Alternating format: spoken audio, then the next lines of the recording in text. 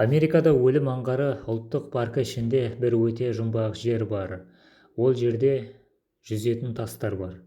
Бұл тастар жай ғана жерде жатқан сияқты көрінеді, бірақ олар өз-өзінен қозғалып, артында ұзын із қалдырады.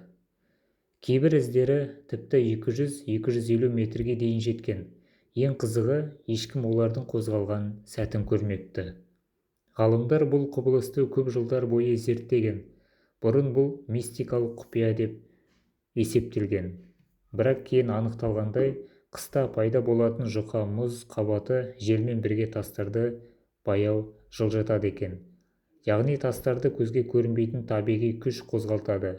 Сонда да бұл құбылыс әлі күнге дейін өте ерекше әрі сирек.